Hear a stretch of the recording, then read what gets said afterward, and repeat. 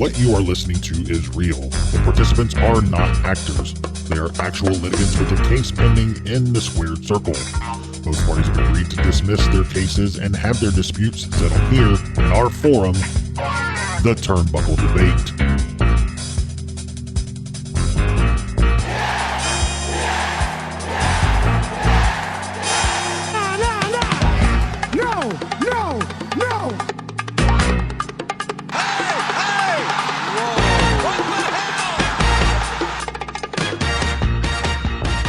Everyone, welcome back to the Turnbuckle Debate. My name is Sneed. I'm Chad. I'm Colton, the second string staple on the debate show. And our guest joining us again, Tyler from Counted Out Podcast. What's up, man? Hey, what's going on, guys? Thanks for having me back. Always a good time having you, man. We're dealing with a little bit of a cold snap here in the States.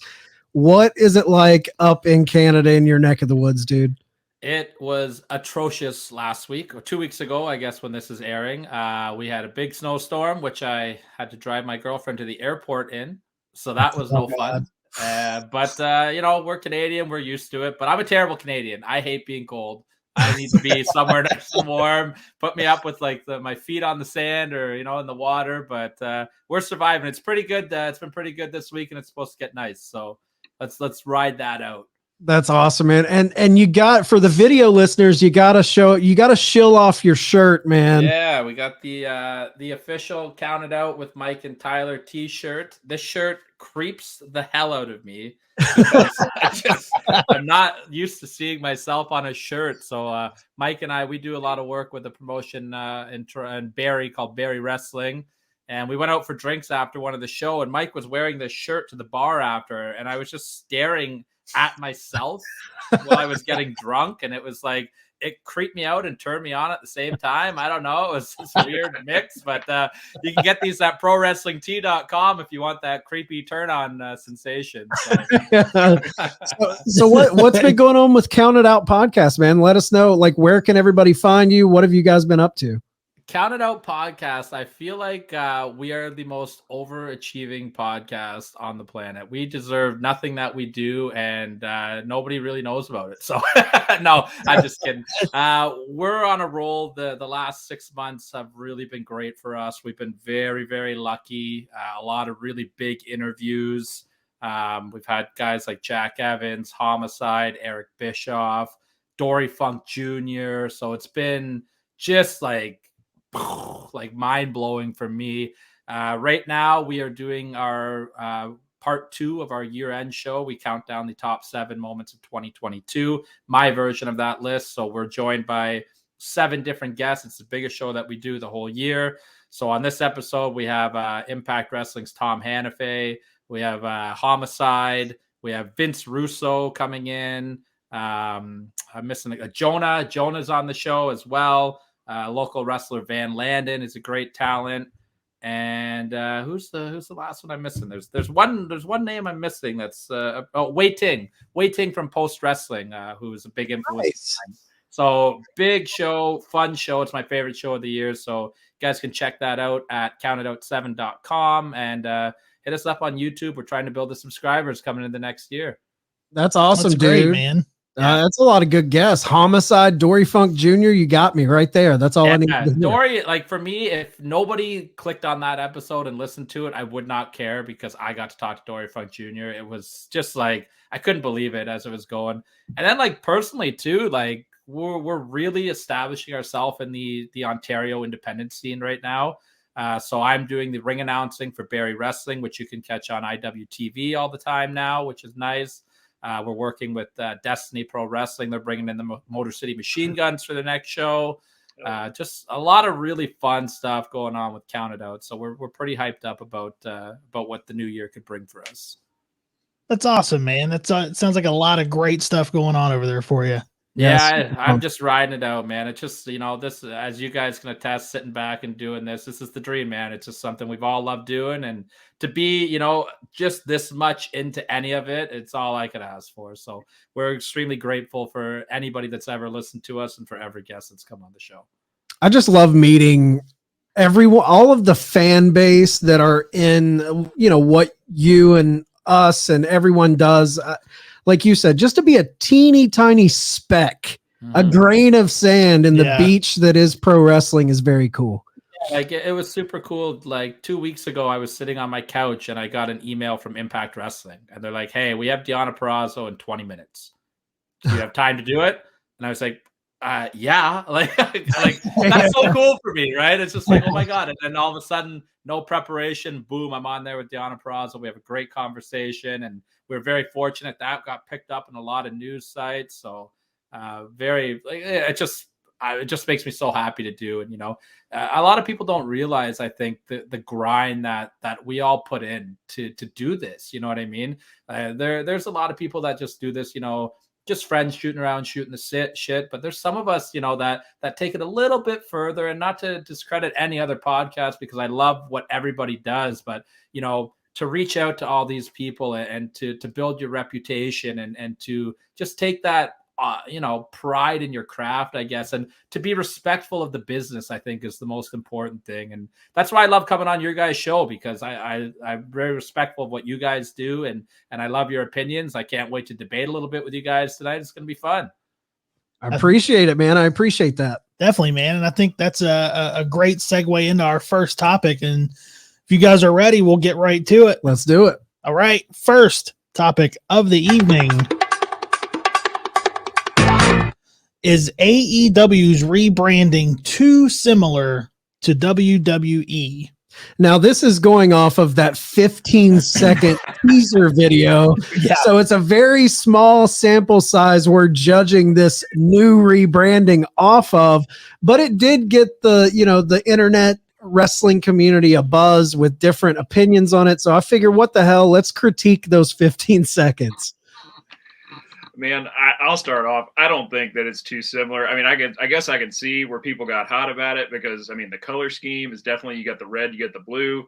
Those are Raw and SmackDown colors, not colors that we've associated, a lot with AEW thus far. But I don't know, man, that's grasping at straws a little bit for me, man. I think people are just hot just to be hot. I thought it was cool. It definitely seemed a little bit more, I don't know, I want to say, guys, cable packaged. It definitely, you had the flash, the TBS logo there at the end. It definitely felt like, oh, okay, TBS, like Turner, Warner Media, they've got their hands in this a little bit more, for sure, is the vibe that I got from it. But I don't think it's too similar to WWE. I love that they really wanted to emphasize that live too. It felt like SmackDown Live a little bit, how they really emphasized that it's live. I agree. I don't think that them using the same colors necessarily makes it seem WWE, but if I'm going to nitpick here, why pick those two colors? That's right. There's like a whole color palette that you could have went with. And, early on, the package now, they've got all the different kind of neon teal blues and oranges, all those explosions in their opening graphic. I thought they were going to stick with that color palette and maybe like update it, but it was a little weird seeing the red and blue, just because like you got to think when they're in those production meetings designing this new package, you got to think they know there's going to be that blowback of, oh, this looks like Raw versus SmackDown. But the package looked nice. It looked way more professional. I think the addition of Mike Mansouri, who was running the TV production in WWE I think he did it for 11 years before he went and did like one championship over in Japan and things like that. But now him coming back to pro wrestling, you can definitely see a more polished television product look just in those 15 seconds. I don't think it necessarily makes it like they're ripping off WWE, but it did make me pause and be like, why'd you have to go red and blue? And I think I'll answer what I think the reasoning is behind why they went with that red and blue. Maybe this is a little tinfoil hatty, but I think they picked those colors because if you read the tweet from Kevin Sullivan, who is part of AEW's production team. He said it took 9 months to come up with what they're doing. I think they picked red and blue for the teaser for this exact reason. I think this is the teaser that they're doing is to get everybody talking as to what is it really going to look like. Are they really going to go with red and blue? I don't think they took 9 months to come up with something to just have red and blue. So everybody, and if you look at the comments, the comment section exploded with debate on why red and blue. And I think that's the reason they did it. I don't think that the final product that we see is going to be anything like what WWE has going on. To me, it looked like if they rebranded the new generation into 2023 with all the colors and stuff, you know what I mean? Like that entrance that they used to have and stuff. But I have a problem with it. And my problem isn't what everybody else's problem is with it. Because I think it does look very professional. I think it looks very slick. I think it looks very good. My problem is if I'm flipping the channel, what's going to make me think that this isn't WWE? You know what I mean? Like AEW is sitting here and they are just putting it out to the world. We are the alternative of professional wrestling. What are you doing that's different than WWE though? Now you're, having a similar look to them right now with this production that we've seen. Who knows what the final product will be, right? Your TV shows are formatted very similar to what WWE is as well. I'm going to kind of go on a little bit of a mark out moment here. But for me, the company in professional wrestling that is the alternative is Impact Wrestling, because they're actually doing things that no other company are doing, whether it's good or bad. They killed Eric Young. You know what I mean? Like, that is an alternative to what I'm seeing on WWE and AEW. Like, AEW to me right now, they feel like if WCW and ECW had a child, it would be AEW. I'm not getting an alternative vibe from them yet. And I would like to get that vibe more. And I'm not an AEW hater. I've been a very strong supporter of AEW since they've started, but they're losing my interest right now. And this is just, it reminded me of like that WrestleMania video package where you remember like all the rain that year they did it with the rain. That's like the vibes I got with like, it's like that and the new generation hooked up and this is the new AEW look. And like, it looks good, but it's not making me be like, oh, this is going to be different and awesome. Going off of what you said, because I had this thought before you even said that.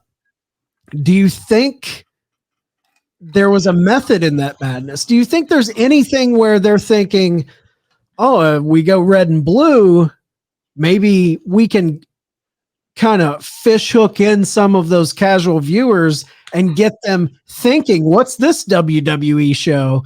And then they tune in and hopefully they stay. There could be a little bit of marketing trickery there. I get that, but also like the casual wrestling fan isn't what it used to be either. Like, even the people watching WWE, like they're all wrestling fans now, even unless they're bringing in John Cena or, insert big name here, they're not even bringing in a casual fan. So like all AEW is doing right now is just riling up the internet community that they already have. What are you doing to bring that casual fan in? WWE's trying, I guess. They brought in Logan Paul, which I thought worked out really well for them. And he has that big fan base that will transfer people over. But like AEW, if that's what you're doing, you're just catering to the fan base you already have and pissing them off. Like, hey, AEW brought in Bow Wow, man. Let's and Rick Ross dropping in his F-bombs there. So. Chad, going back to what you were saying about what was the decision, like what was the mindset behind let's choose red and blue? Because like it's got to be intentional. There's no way they spent 9 months on that shit and then they're like, oh well, this is what we came up with. My first thought was that it was kind of a callback to when NXT 2.0, which I hate to even acknowledge happened, when it came on the scene, they totally ripped the original Dynamite color palette. It was you know, early 90s, you know, like pastel turquoise and pinks and like even like a splatter. Like, I mean, if you guys remember like the first AEW, like the first Dynamite commercials before it even hit the air, those colors were everywhere. Like, so I'm hoping it's just kind of I mean, it makes sense to me. It's a little bit of like a callback to like, all right, you guys want to use our colors? Fuck you. We'll use yours. You know? I always thought that NXT 2.0 ripped off the New Rockers with Leif Cassidy and Marty Jannetty. or Nickelodeon. It always reminded me of like early 90s Nickelodeon. I do think I like what you're saying though, Tyler, about how, you know, they're not differentiating themselves, at least from, you know, again, we're critiquing a 15-second hype package, but it would, if you're right, Sneed, and they're just trying to like, if this is kind of like a swerve, if they're trying to, oh, you think it's going to be this, and then we're going to, on January 4th on Dynamite, it's going to be a completely different, that seems like a lot of money and time and effort to put into something just to swerve. I feel like you would want to give a little bit of a tease and a taste of what is to come. And why is that what you would want to swerve anyway? It's Right. like, you know what I mean?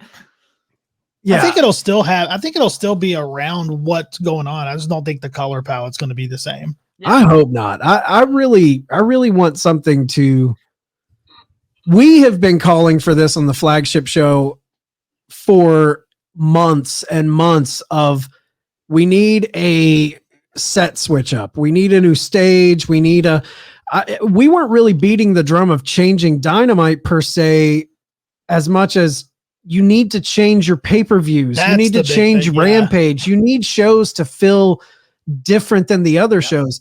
And I think, honestly, that's a critique for most wrestling in general. I think WWE, I long for the days of even WWE pay-per-views when they had the unique stages. I hate how everything just looks like our weekly TV. Yeah, you know, Impact's the same way. It's you can't tell the difference between a Raw and a pay-per-view anymore just by looking at it. Yeah, you can't just put a new graphics package on your Tron and expect us to buy in and make this event feel special. Beyond WrestleMania, WWE's really went away from that.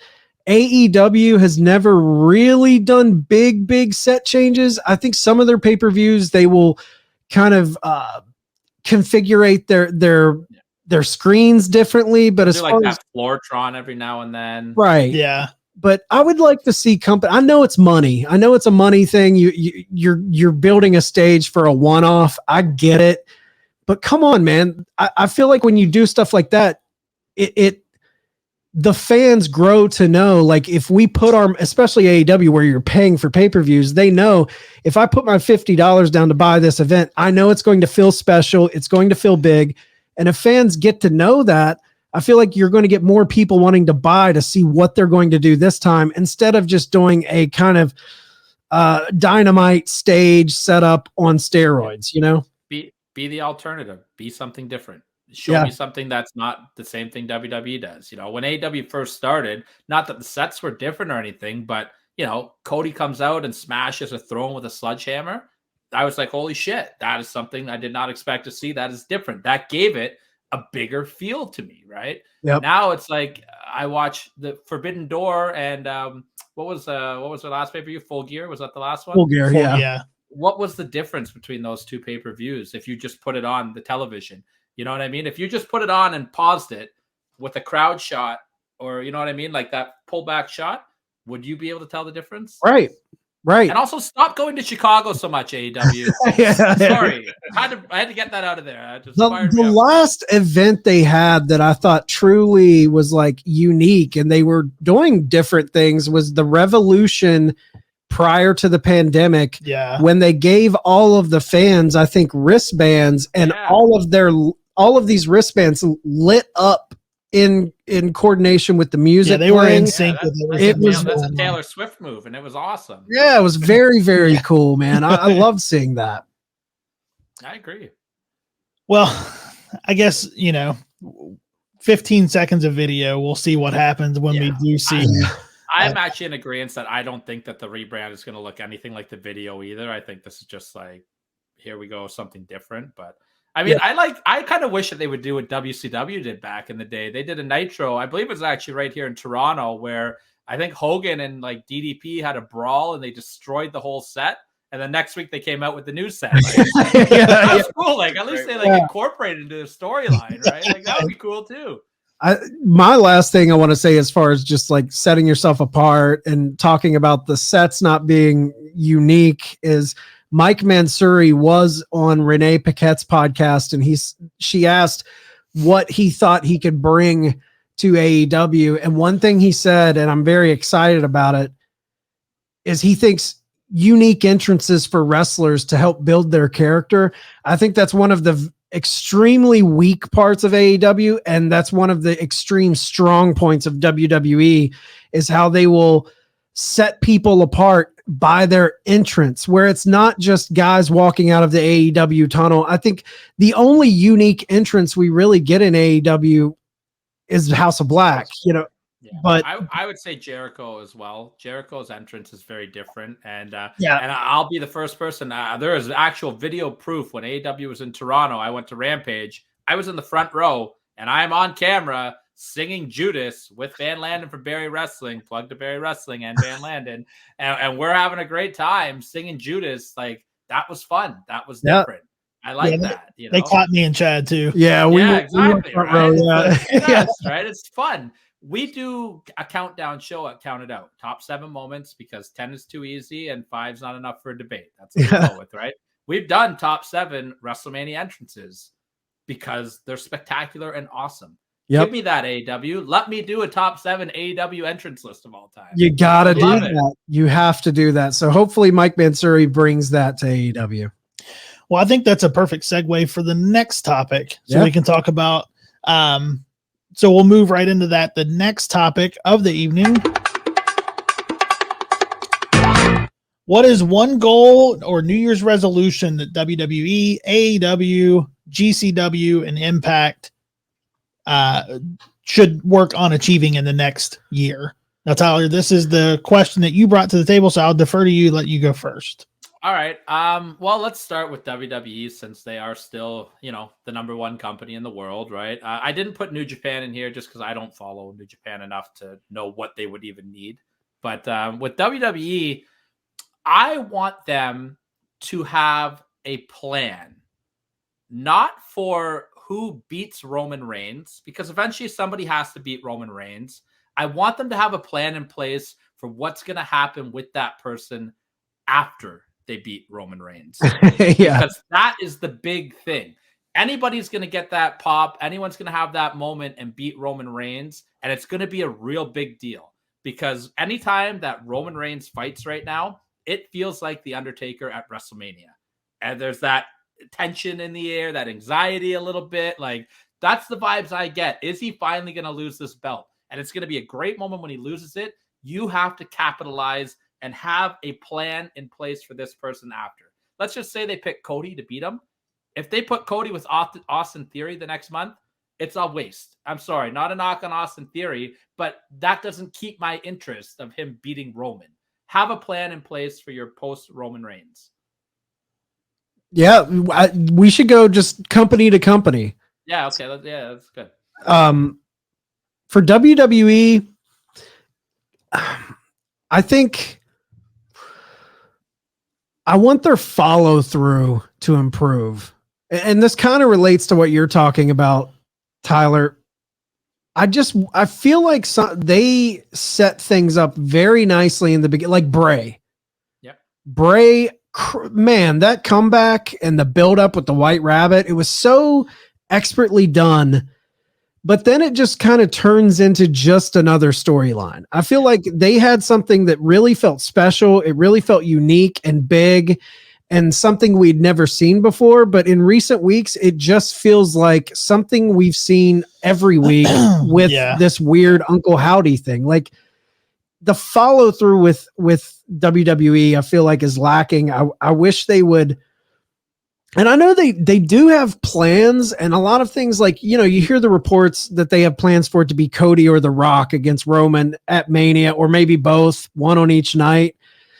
But I feel like you can't hate on him too much for that, because it's all kind of dictated by The Rock's schedule and if he's going to do it or not. So they're probably waiting to see what to pull the trigger on. But a little more long-term booking, and like you said, Tyler, not just booking up to the moment, but booking through the moment. Yeah. I think that's something that you can't really say anything about the production, and they've got all of that down to a science. But I agree with that. Bray Wyatt's return was my number 5 moment of the year on our countdown. It was And incredible. The follow up is in the bottom moments of all the year. It sucks. It's Yeah. boring, right? Yeah. Like, I always think back to like Steve Austin, right? When Steve Austin won the title, that was a big moment, right? At WrestleMania 14.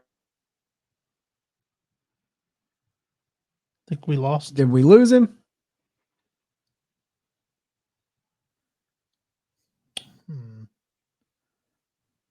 Well, Steve, take yours off. Okay, well, while we wait on Tyler, I think mine is going to be for WWE.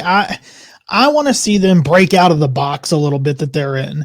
I feel like a lot of the matches and a lot of the promos and things that we get from them are very boxed in.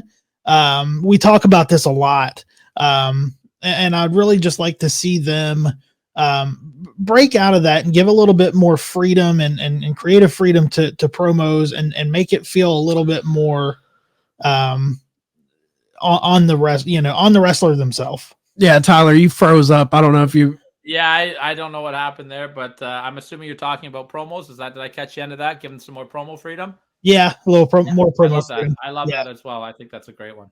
Yeah, they do feel a little. We've always complained about, and honestly, talking about things that set AEW apart when they first came, that was the big one for me. It felt like the wrestlers could go out there. There was no script, and it was like, show us what you got. You're either going to excel or you're going to fail. And that really separated them. And man, I think Triple H is giving them a little more freedom, but I like that walking on a tightrope feeling of live TV where you're letting guys we all know they're practicing their promos. They've got things in mind and stuff like that. They've got bullet points, but I like seeing those guys just go out there SNL style live and go. It makes live TV feel special instead of them just trying to placate a script and hit all the lines they've rehearsed.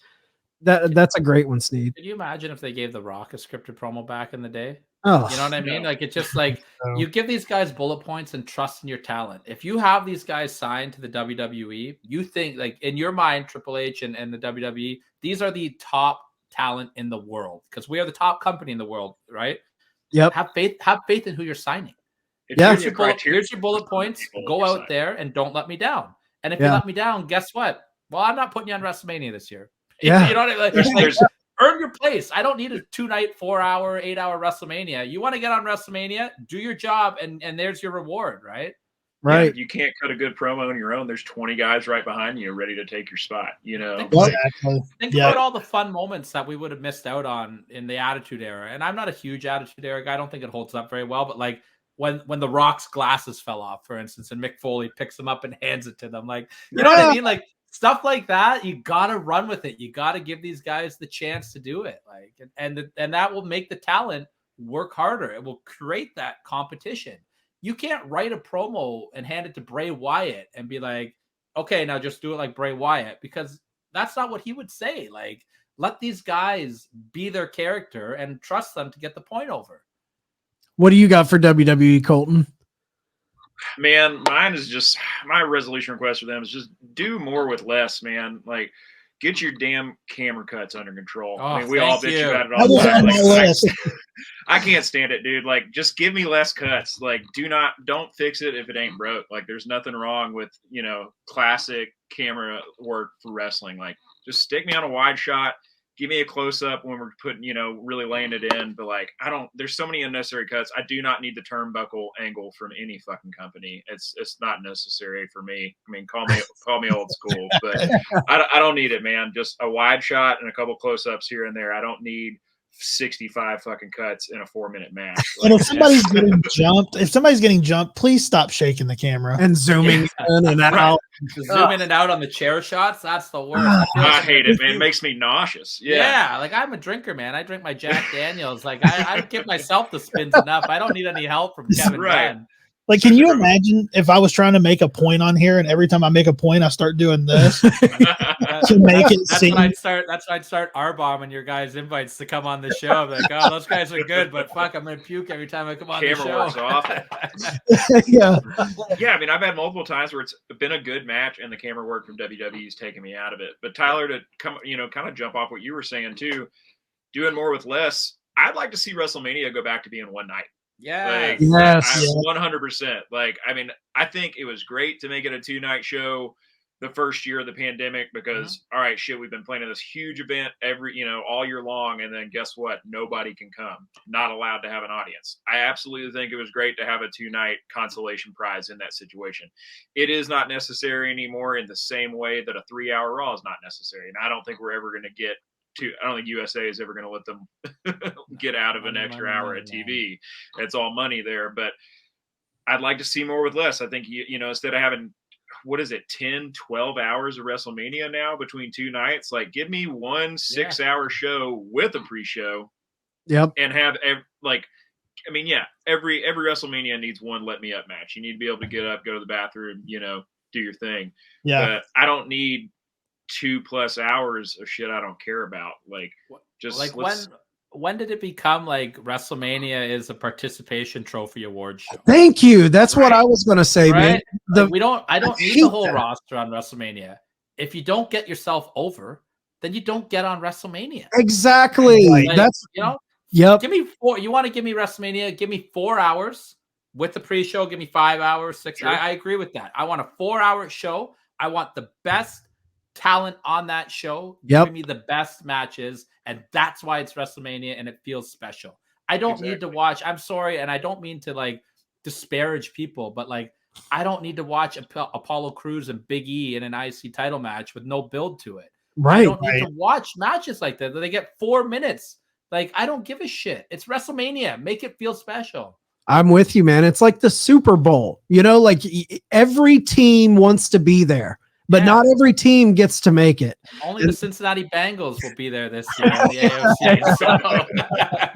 AFC. But yeah, that's what all wrestlers on your roster should be trying and fighting to get there, to get over. And it, like you said, I don't want it to be a participation trophy where we got to fit everyone on this card. So let's make it 2 nights where everyone gets a chance. That sucks. Where's the motivation for your roster at that point? Exactly. Right. You want to make money? Get on WrestleMania. Hey, you know what? Maybe I shouldn't phone in this house show. Maybe I shouldn't just go to catering on Monday Night Raw. Maybe I should go into the creative and fight for something.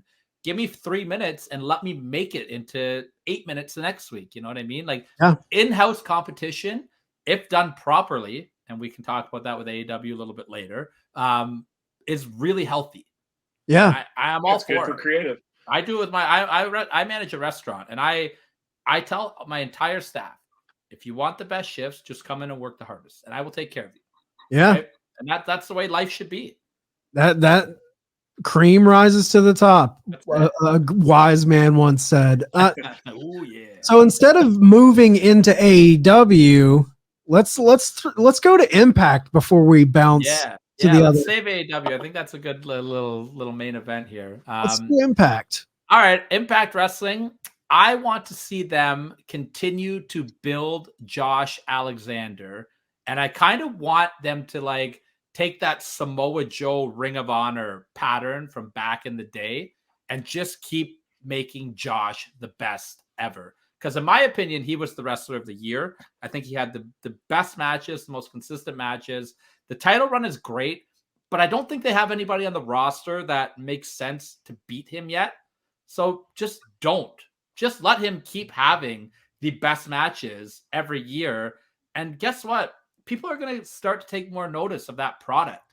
You know, him and Mike Bailey just went for an hour. Crushed it. And they killed it.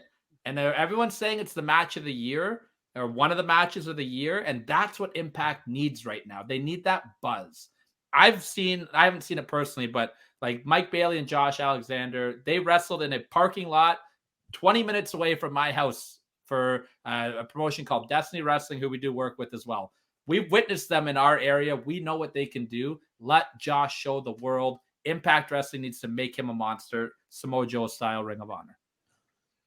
And I'll go off of what you said, Tyler, about them needing that buzz. I think my New Year's resolution for them, because I don't follow Impact as much as I should. So, and it's because it's not hard to find. Like if you go looking for it, you can find it. But I think they need that buzz, and I think my New Year's resolution is for me to watch more Impact. You should. Honestly, in my opinion, it's been the best weekly constant. It's been the best weekly television show. It's been the most consistent product. Yeah, like this summer alone, all year long. This summer alone, at one point we had the Bullet Club, Ring of Honor, Josh Alexander. Like this summer was crazy. The Good Brothers. Like it was just like I'm putting on the TV, being like, okay, New Japan Pro Wrestling's on right now. Next segment, Ring of Honor's on right now. Like we always AEW always says Forbidden Door. Impact Wrestling built the fucking Forbidden Door, man. They built that door. You know what I mean? They really were like the go-between. Everyone was coming in and out of Impact. That's been forever. My New Year's resolution / goal for Impact Wrestling, I love what they're doing. I think one of the things that sets them back, and I know it's a money issue, but we're talking what should the company goal be? They've got to get out of that little venue they're in. It just, if not saying they have to, they're not to a point where they can fill an arena like WWE or even the venues that AEW does. But if it was just a weekly change of scenery in some smaller theaters, even if it was 300 to 500 people packed into a place every week, we're in you've got rabid fans. I feel like they do have their loyal people that come to their shows, but there's something to be said about a traveling product because every week the crowd is fresh and new. If you stay in a place for too long, no matter how good your product is, the energy isn't there in the crowd. And sometimes, like I was watching the Bully Ray spot, some of the stuff Bully Ray's doing since he came back, turned on Josh Alexander, the whole shit that's been going on between Tommy Dreamer, that shit was so good, but it didn't feel as big as it should have felt because the crowd wasn't lit enough. I mean, they're cheering, but there's an element of Impact that the crowd energy just feels a little dead to me. If they could just freshen up the look of the arenas, I think that would do wonders, because if you're flipping and you land on Access TV and there's a hot fucking crowd and Josh Alexander's in a match with Speedball, you're going to stay there. But I feel like they're lacking in the crowd, in the atmosphere portion of their shows. I think this is where they need to really work. Can I say, to bank off that sadly Impact does tape in different cities all the time, right? Like, yeah. But the problem is, like, they do a big event, they tape like 3 weeks of TV, that's fine. But I think if they altered the way they shot it and not just had that empty screen and like side it, you know what I mean? Yeah. Who cares? Go with that WWE, AEW look. Who cares? Like, that's fine. Show off your crowd, but they mic them so poorly, because I always hear these reports that, oh, the crowd was so hot for Impact Wrestling. I just don't think they mic them properly. Yeah, I don't think they do either. Even I wouldn't even be mad. I don't care that they tape ahead, but maybe like try to push. I know it'll cost a little more money, but go the WWE early Attitude Era route where you're live 1 week and you tape 2 shows. So instead of taping for a month, tape for 2 weeks. And that way, at least it's a little more fresh than, like, I don't know. It just feels a little and like you're saying, Tyler, it might be the way they're miking the crowd. It might be the way the sound is, but I feel like the energy never matches what the product in the ring is. And I agree. I'll tell you what, I'll give you guys a firsthand report because I'm going to Impact Wrestling in March. Thank you, Mike, for my Christmas gift. Greatest co-host on the planet. So we're going to go to Impact in March, and I'll let you know if they're actually hot or not. Nice. I mean, I can speak. I've been to a few Impact shows this year because they keep they've come through Louisville, I think 3 different times this year. And like you said, Tyler, they always, I mean, it's always a good crowd, but yeah, I mean, I haven't watched any of the shows that I've been at like on Fight or anything. So I can't really say, but I mean, I don't think that there's like one boom over the whole crowd pretty much. So yeah, it's not great miking on it, but also too, man, like you just kind of set yourself up for that when you play those smaller, you do those smaller venues.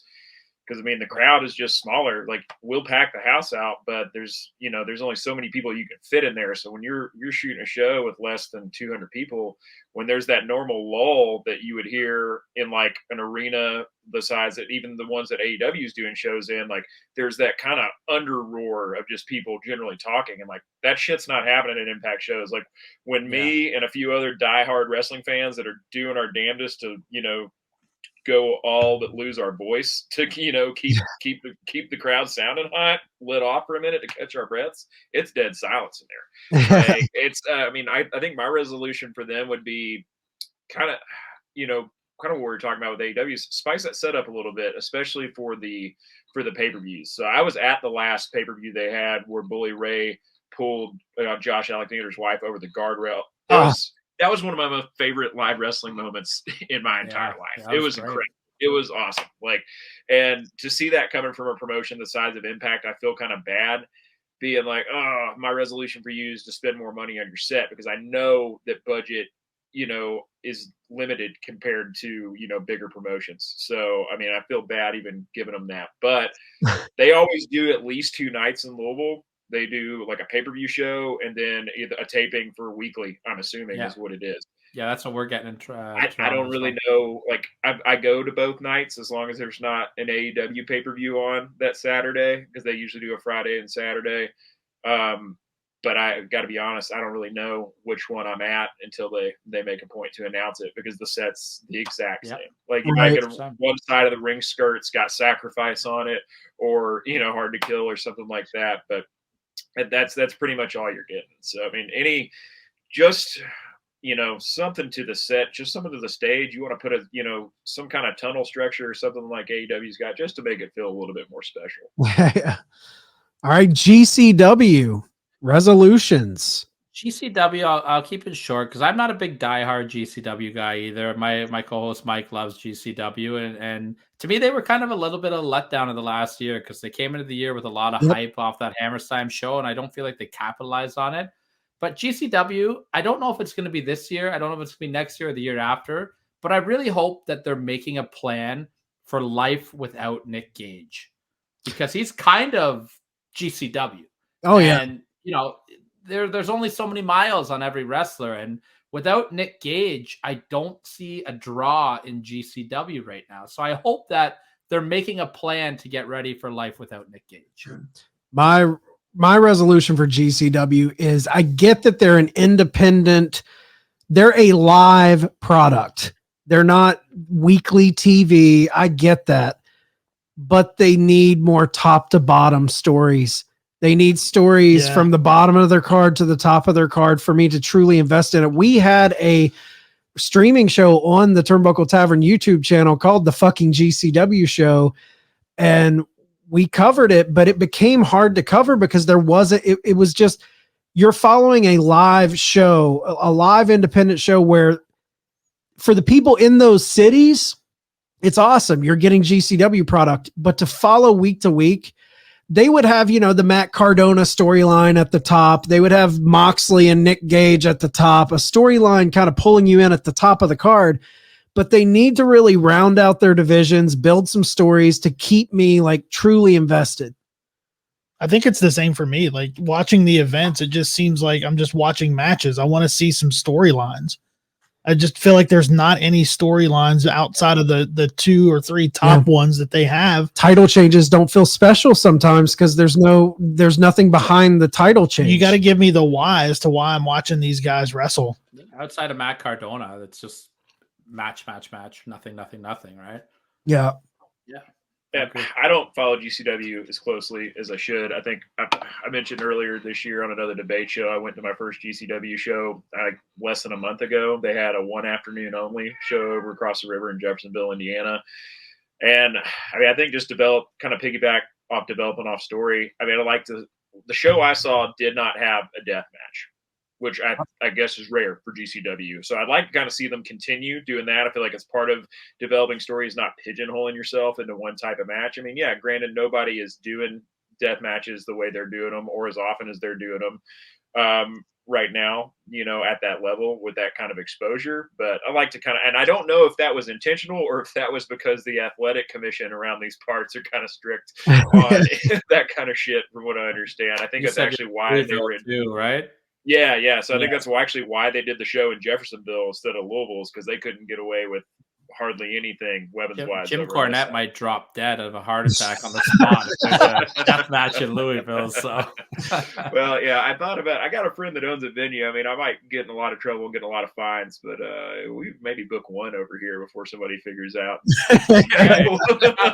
Count it out to throw a sponsorship your way, all right? But yeah, I mean, I just hope I'm with you too, Tyler. I hope they have a plan for after Nick Gage, because I've been keeping up with them on social media a lot more since I went to that last show. And Nick Gage, I think he's 41 now. I mean, he's in great shape. You look at, what he looked like 10, 15 years ago, he's leaned out. He definitely looks healthier, but I mean, he's got a lot of miles on the odometer. Who knows how much longer he's got. And right now they're bringing him to every show. He's not wrestling. He's on every fucking card, but it's just Nick Gage.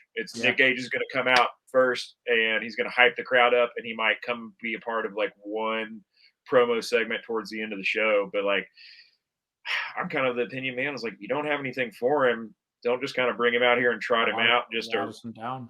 Yeah, that's exactly right. And 41 too, 41 years old for a deathmatch wrestler. I treat them like dog years, man. You know what I mean? Yeah, dude.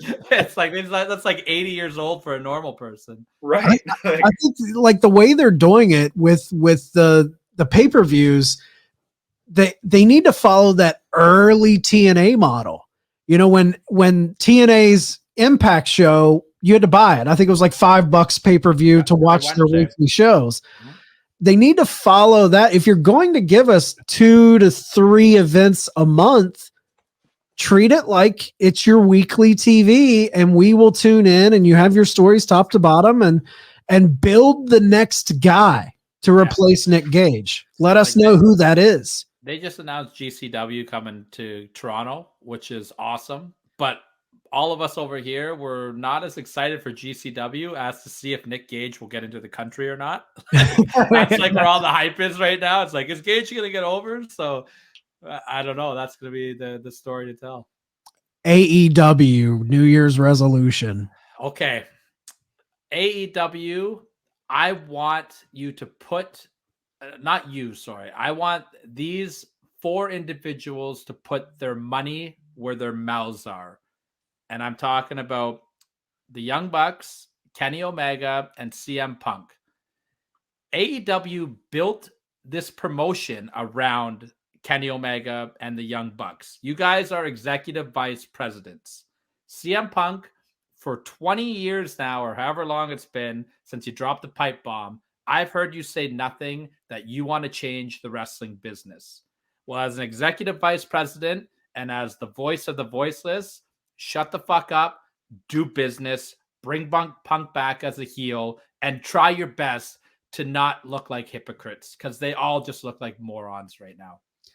You nailed it, man. I mean, you took the words right out of my mouth. We've said it countless times.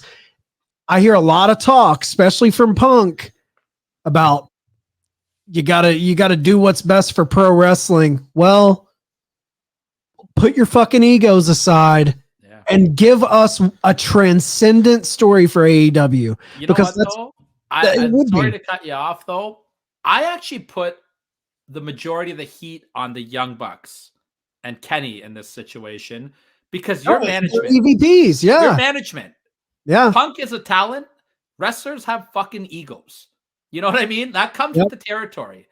You had a company built around you because Tony Khan sees something in you guys to build. It's called All Elite Wrestling. You're the elite. You know what I mean? Right. It is, in my opinion, it is so disrespectful to Tony Khan how Kenny and the Bucks have been since they've come back, how they handled the Punk situation.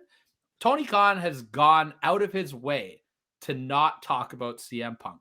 Now, I don't know if it's because they're working all of us and they'll bring Punk back. Who knows, right? But for the Young Bucks and Kenny to come back their second night in the company in Chicago and just mock CM Punk relentlessly, you have lost my respect. And it makes me not want to watch your product because 2 days before that, Kenny Omega's coming out going, we got to move on, everybody. And this is what you're doing. Your management, act like it. Grow the fuck up. You have a multi-million-dollar company that is the laughing stock of wrestling right now because of the way that your backstage is it, and it's because of you guys. My only pushback on that is one, that's been their brand from the beginning. That's what got them popular when they were doing the Being the Elite videos, mocking WWE, mocking all of that. But the only thing that makes that shit great is if they do have Punk return, then all of that shit becomes story. All of that mockery and all of the booze that they got in Chicago, like all of that becomes part of the story. Yeah. But my New Year's resolution for AEW is, for the love of God, for all things holy, Tony Khan, quit teasing me. I want all of it. I don't want just the tip. I want all of it. Go all in on fucking Malachi Black as your Undertaker. Please, God, you have a man who could be the AEW equivalent to the Undertaker if booked correctly, but you're too hesitant on doing supernatural, spooky sports entertainment. I'm not saying you got to go full in shooting lightning bolts out of his asshole, but good God, man, quit giving me one match every 3 weeks with a couple vignettes here and there. Malachi Black and the House of Black could be a monster draw for that company, and they do not pull the trigger on it. You took mine, Chad. That's exactly what I was going to say. No fucking excuses. House of Black on TV every fucking week. Like it's not like Malachi and Brody King are out doing these other promotions like they were. They're not wrestling, tag team wrestling in another promotion every other week. It's not like these guys are needing the days off. Like push them to the fucking moon. Like, or if you don't, you're either stupid as fuck or there's something else entirely going on backstage that we don't know about. And maybe that's the case. But if that is not what's going on, there is no excuse to not have those guys on TV every single week, at least 3 out of 4 weeks in a month. Like, and I mean, I'm a huge Taker fan, but I think Malachi Black has the potential to be even bigger and more transcendent than the Undertaker. And I mean, he's better on the mic. You know, he's the guy. Taker's top 2 of all time for me. And I think Malachi's got the potential to be something even greater if you just lit him. But can Malachi Black cut a promo about getting lost in the desert like the Undertaker? Hey man, we'll fucking see. You got to put him on TV. All right. So I had a list of, I made a list because I figured that a couple of mine would be picked. And my top 2 were picked. CM Punk and the Bucks and Omega, and then House of Black. So coming in third, which isn't, those 2 are my 2 main. But I do want to see them heat Wardlow back up. Yeah. I want to see them use him because, man, when right before he won the TNT title and right after he won the TNT title, that dude was the hottest thing they had. Yeah, the way they built him with MJF and the Punk situation, like that was pro done. That's another thing we talked about with WWE, the follow through. Yeah. It's like they nail the journey up until that point, and then they don't know what to do afterwards. It's funny because like all these guys, like, you know, let's just use House of Black, and we'll talk about this next guy in a minute, but Miro and whoever, Andrade, all these guys, oh, we're underused in the WWE, oh, we're underused in the WWE. And then they come to AEW, oh, we're underused in AEW, oh, we're underused in AEW. A lot of stop and start booking in the world of professional wrestling. Yep. But yeah, that's just I just want to see Wardlow get heated back up. Very honorable mention for me, and this is going to be an unpopular opinion, and it might get me some heat, but I want more out of MJF. I don't like what they're doing with MJF right now. I don't like it. I have not liked one thing that MJF has done since he's come back from the company as the Joker. I feel like it hasn't been as good as it could be. I just I'm tired of hearing I'm going to be a free agent in 2024. Like, I don't care. I want you to be a heel. They brought him back and did this weird like babyface heel thing, and it's like everything they did with him just felt so not MJF. You know what I mean? And now he's the champion, and it's been a little bit better since like Regal got out of the way, and I'm really excited for him and Dragon. I think that is going to be really good. But like, to me, MJF, before he feuded with Jericho, he was very indie heat to me. Swear word, make fun of your hometown, right? And then like it's like when he was done with Jericho, it's like he learned. I just feel like he took a lot from that and really matured on the microphone. 100%. Right? But now I feel like we're back to swear word, cheap heat. I'm not feeling like the MJF where I think he should be. I'm not into him right now at all. I didn't like, we talked about it. They went into the booking of him and Moxley almost like they were toying with the idea of actually turning him babyface. So they were blurring the lines of like, okay, which direction are we going to go? So the booking suffered for it because they themselves didn't know which way they were going to go with him.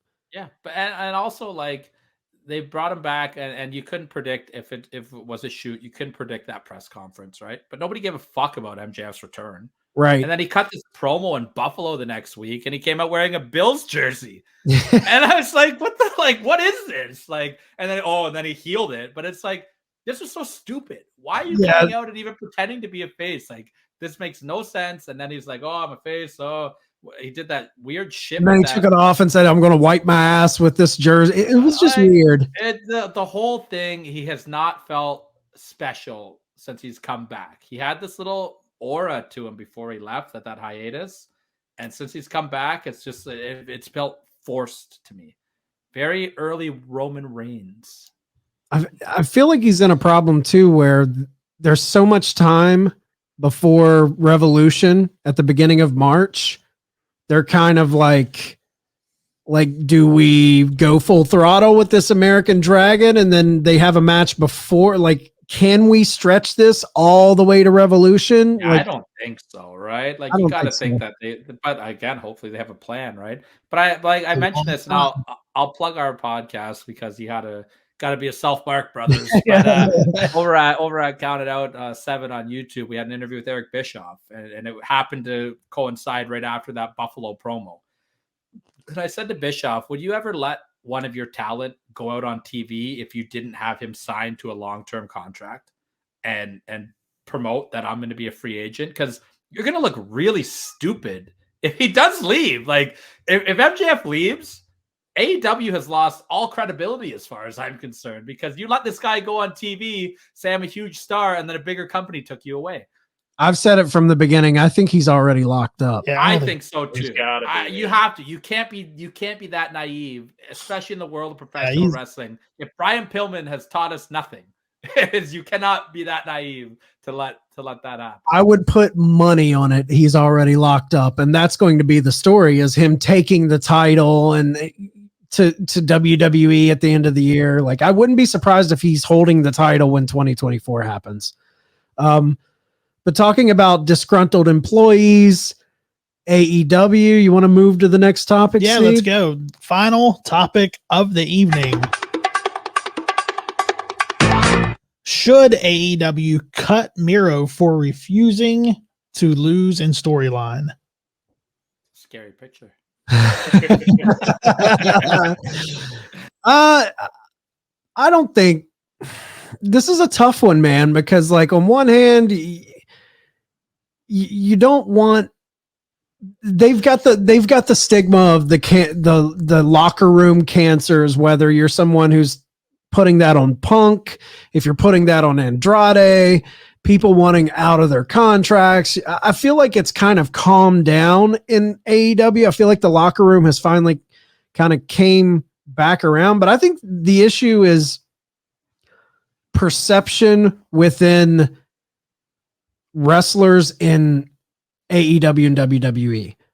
I think there are guys who come from WWE to AEW who view themselves above people who have not been to WWE. And I think they look at AEW as lesser than. I think they think they're going to go in there, run the show.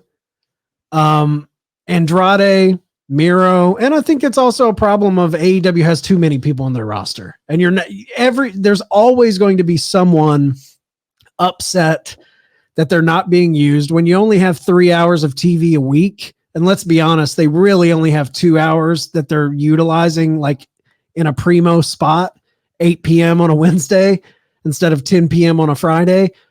But I think, man, do you cut him?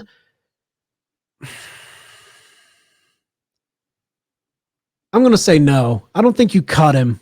I think you just don't use him. Yeah, I agree. I don't think you cut him. I think this turns into a situation of, I don't think you cut him yet. He didn't like the story. He refused to do the story that they had. I don't think you cut him yet. I think this is a case of fool me once, shame on you. Fool me twice, shame on me. I think if he keeps doing this and refusing, then I think you have no choice but to cut him.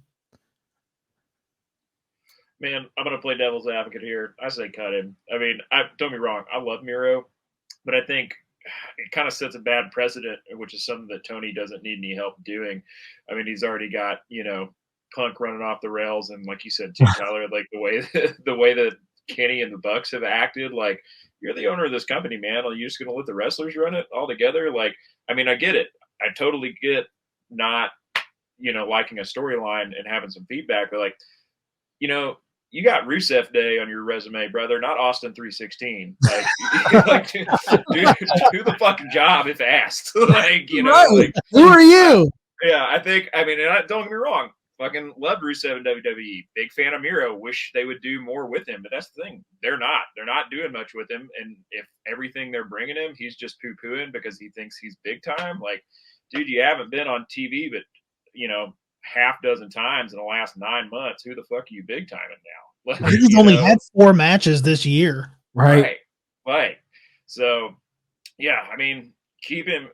I mean, your roster's bloated already as it is, man. I mean, trim the fat and make a point. Like, I mean, if you're just going to let Miro do this, who's to say you're not going to let, Action Andretti start turning down fucking storylines just because Jericho put him over. You know what I mean? Right. Yeah, like, you gotta, I mean, I hate to take that, like, line with the boss or the supervisor role, but like, as abortion rises up once, man, you don't do anything about it, it creeps its way in, so. I think the bigger way to make a statement with Miro is the same thing I think with Andrade. You want to stir shit?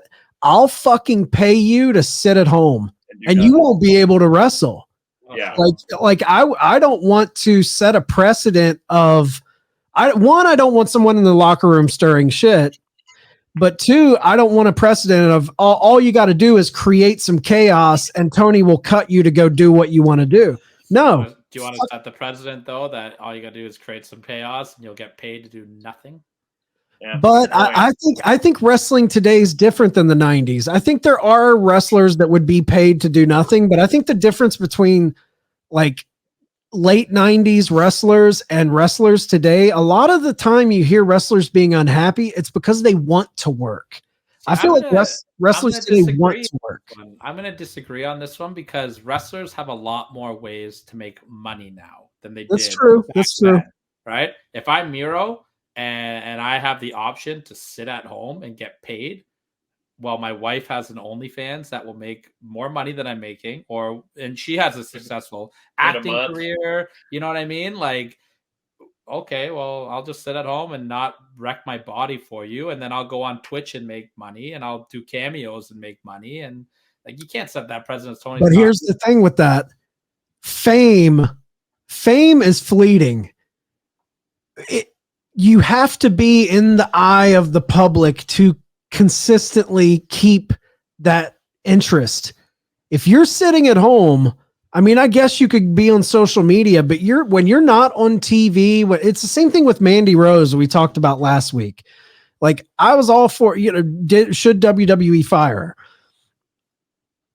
I'm all for her getting to do her thing and make her money the way she is.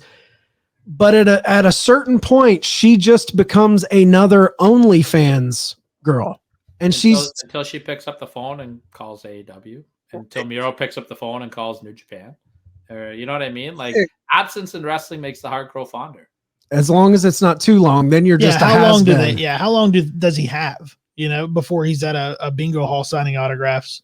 Yeah, it happens. I mean, for me, you can copy and paste Miro's picture here and put the next wrestler the next month. Like, what is he doing that's so different than anybody else in that locker room has done? You got the Young Bucks intentionally botching the buckshot lariat in a match right. CM Punk, and that goes unnoticed. But Miro's like, hey, I don't like the storyline. Let's do something different. And all of a sudden, he needs to be fired. You know what I mean? The Young Bucks are intentionally ruining matches for a laugh for 3% of their audience. You know what I mean? Like, shit rolls downhill. If I'm Miro and I see that, I go, oh, fuck, I can say no to a storyline. Oh, Sammy Guevara made a rape joke and then got into 2 backstage fights. Still on the payroll? He's still there? Yeah. All right, cool. You know what I mean? Now, if Tony Khan, I'm going to put him on blast a little bit. If you're not happy with this, you got to fire somebody. You got to set a precedent that this he looks like a chump. He looks like a chump. Yeah. He looks pathetic. And I like Tony Khan, man. I'm not one of these haters. Like, I think he's got to stay off fucking Twitter because he's, he puts his foot in his mouth a lot. But I genuinely think that Tony Khan's heart is in the right place. I do too. But you've got a guy on your roster named Jim Ross, right? This guy was the head of talent relations during the biggest boom period in professional wrestling history, managing egos like The Rock, Triple H, The Undertaker, man, you know what I mean? Like, who's who of professional wrestling. You didn't hear about a lot of that shit on his watch, without Brett and Sean or whatever. Why don't you take Jim Ross and have him groom somebody and teach them? Because obviously Jim Ross isn't going to want to do that again at this stage in his life, right? Right. But you got all these people on your roster. Somebody should be under that learning tree, and Tony Khan needs to put somebody in that role. Somebody's got to control this locker room. The inmates are running the asylum. I don't know. I think I said it earlier. AEW is like WCW and ECW had sex and made a child. Guess who ran the asylum? WCW's staff and their employees ran that locker room. And it comes from the top. If the Bucks don't give a fuck and that's how it shows on TV, why should Miro care? Yeah, I don't know, man. I think that I think there's been a lot of changes recently, though, too. I think the ship's been righted a little bit as far as what it used to be, though. Yeah, I don't think we're looking at AEW all out era. This past summer, that was a shit show. But they have placed, I think, the hiring of Mike Mansouri, the bringing in Pat Buck. I think bringing in a lot of these backstage. Here's the thing. We like to compare this to WWE. That's a company that's been rolling for fucking decades. This is a 4-year company. Like, they're still getting everything squared away. They're still getting their infrastructure down. And you've got essentially, I love Tony Khan, but essentially you have a billionaire super fan taking on the reins of highly testosterone driven egomaniacs. And I think I would probably do the same thing, man. You want to be buddies with Jericho. You want to be buddies with these guys. But I think moves like extending Mox's contract and giving him a leadership role in the back, extending Jericho's, what I want to see done is I want Jericho to become Tony Khan's Pat Patterson.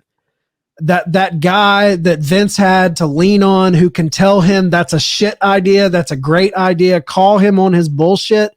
I think Tony needs more of that around him, and I think he's building that team right now. We're seeing a company in an embryonic stage, but I think to things play devil's advocate, then because I'll go on something you said there. You said we're not in that all-out phase anymore. Look at the topic we're talking about on this very show today. It's another AEW backstage problem. Now, are they as bad as they were? No, but they're still there, and every locker room will have those problems, right? But to me, like AEW, they take the most shots and most comparisons to WWE out of anybody. Like, figure out who you want to be. Do you want to be this company that's doing the shots at WWE, or do you want to be the alternative? If you want to be an alternative, why do you give a shit to make these comments to WWE? I don't have a problem with the shots. I love when WWE shits on AEW. I wish and I love that- AEW yeah. shits. Yeah. I love it's that. Bush League, man. I think it's really Bush League for both companies. To me, it makes AEW seem like they wish they were WWE. And to me, it's like WWE picking on like a small child. Because not that AEW is a small child, but they're not as big as WWE. And they never will be. There's no benefit to it either way. You know, AEW is getting branded right now as WWE Light because they're signing all these people that are WWE wrestlers, but they're constantly talking about WWE. Why? Why do you need to like? I like a shot. I like a good shot every now and then. Don't get me wrong. I love the Cody Sledgehammer thing. I thought that was awesome. And if you do it every now and then, it's great. But it's just so much that it's just like, oh, there's AEW talking about WWE again. See, I think it's overblown that they do it all the time. I don't think they do it as much as MJF cut a promo 2 weeks ago talking about Triple H. That's kind of became his thing, though. That's the problem, though. Why? Why is that a thing every week? If contract bullshit, they're fucking. You're putting over the WWE as having more money than you and it being a bigger company. Yeah, it's that Punk shit. He's tailoring his shit after the Punk pipe bomb situation. Punk didn't put over another wrestling company. He said, "Hey, he was dropping. He was dropping. Maybe I'll go to New Japan. He was dropping other promotion names. There wasn't another American company to put over it. Right. Yeah, right. The difference between that Punk pipe bomb promo and MJF going on TV and being like, hey, my favorite Khan is Nick Khan. Hey, Triple H, I'll see you in a couple years. Like, that just makes you're the world champion now, and you're talking about wanting to go somewhere else. He's not even talking. Like, it's just, I don't know. I just think it makes you look Bush League. See, it's part of the story. Though. See, I like it. I like the inside baseball shit. I love the references of the companies. I'm actually the complete opposite. I hate when companies act like other companies don't exist. I hate it. A right and a wrong way to do it. I like when other companies are like, this is a former 5-time world champion. Yeah. I think that's great. But when you come on TV holding the AEW world title, being like, oh, you better pay me, or I'm going to go over to these guys. Like, you're holding the brand's number one prize here, talking about wanting to leave to go somewhere else. That's dude, I grew up in an era where Pepsi had a fucking commercial, the Pepsi Challenge, where they were shitting on Coca-Cola. Pepsi will never be Coca-Cola. That's just fucking corporate dueling at its finest. Burger King and McDonald's taking shots at each other. You know what the best commercial they did, though, was the one where they were at the truck stop and they each tried their own drink. And the guy drove off with the other one. That was done in a much classier way than what MJF is doing. Yeah, maybe. Right? I just think it's just like it gives me the MJF indie vibes again. I think all the problems they're having for the most part is fucking former WWE people. Stop fucking signing them or vet them. Vet them. Not I shouldn't say stop signing them. If you got Sasha Banks on the board and you can sign Sasha Banks, you would be dumb not to get that woman in your company. She would bring a lot of eyes. Yeah. But you have to vet these people. The female punk with the attitude, though. Yeah. yeah. Here, let's bring in Sasha Banks and let's see how the backstage atmosphere goes. We already got Britt Baker and Thunder Rosa publicly fighting with each other. So Sasha will smooth all that out. She is really easy to work with, I've heard. I'm here for it. I have no give us content as podcast. Yeah, I want to talk about it. All right. Well, does anybody have any final things to say before we wrap up? I was just gonna say, to go full circle on the Miro thing. It's not to refuse the storyline is no worse than anything else that's going on there. But Tony Khan can do one simple thing: sit down and talk to the guy and find something. That's what they don't do. That's why this punk shit got out of control, right? Sit down and have a conversation with your talent and nip problems in the ass, right?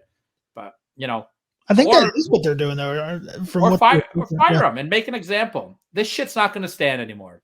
You guys don't want to be here? Get the fuck out of my dressing room. Andrade, you want to go back to WWE and be on fucking Heat and Velocity or whatever their B shows are now?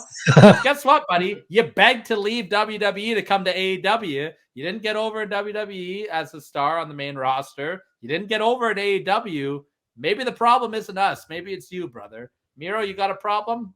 Go back and be in the mid-card again. Like, not everyone's the main eventer. It's time to start laying the hammer down. Tony Khan, find your balls, man. I'm cheering for you, brother. 100%. I agree. Like, you got to make a stand eventually. I think one of the things they could do, you have Lance Archer, who's unhappy not being used. You got so many people. You have to repackage Dark and Dark Elevation. Give us storylines and some angles for these guys to work. Let them get talking segments. Repackage those YouTube shows so at least these guys that aren't on Dynamite aren't just sitting at home. Give them things to do. If a storyline takes off and gets heat behind it on Dark or Dark Elevation, then maybe it comes up to Dynamite. But all of these unused talent that's just sitting at home, stop giving us just mid-carder against up-and-coming nobody indie guy on Dark and put the rest of your roster on there and write storylines for those shows. Jack Evans said that to me on our show. We had him on and he was like, that was the plan. We were going to start doing storylines, and never happened. Yeah, that needs to happen. All right, guys. Well, Tyler, it's been great having you back on. I'm sure we'll have you back on. I love the fire, Tyler. Yeah, man. The Jack Daniels is flowing. I love chatting with you boys. I love having a great wrestling debate with great people that, you know what I mean? I respect all your guys' opinions, and I love that we can have fun sharing our take on it, man. It's what it's all about. I love bringing people that'll bring the heat and stand up, have the courage of their convictions. Dude, I love to have you back again. Let everybody know where they can find you and count it out. Most of the time we have a website at countedout7.com. Sometimes we forget to pay our bill and we don't have a website. That's just how we roll over here. We're Canadian. We drink. We have our fun, right? Everything is at countedout7. I am begging anybody listening to this, just take a second. Give us a subscribe on the YouTube. That's our goal. We really want to build up that YouTube following content. I promise you, we are a good time. We do a top 7 debate every week. My co-host Mike is awesome. We fight, we love, we debate. It's great. We're big old school fans. We talk about the new school, and we have some very fantastic interviews and a lot of fun stuff on tap for the year 2023. And if you're not sick of my voice already, you can hear snippets of it on IWTV. Check out BarryWrestling.com, where I'm kind of a ring announcer, which is really awesome. So big shout out to Barry Wrestling. Awesome, dude. Guys, go give him a subscribe on the YouTube and follow. Again, love having you, Tyler, every time. It's a blast. We'll have you on again soon. Yes, and you guys come on. We got to do a countdown, man. We'll get the whole crew over here. Yeah, man. Let's do it. Let's get the beers going, get the Jack going, and we'll do it right. We'll count it out style. Let's do it. Yeah. All right, guys, that's going to wrap us up for this edition of the Turnbuckle Debate. Make sure you guys are following the turnbuckletavern.com for all of your tavern needs. We usually give this spot to Tom. Colton, tell everybody where they can find you. Mania on Instagram. Also, catch me on Honor Society with Ace Field once the weekly programming comes back up. Awesome. Sounds good. You guys have a great week, and we'll see you next time. Court is dismissed.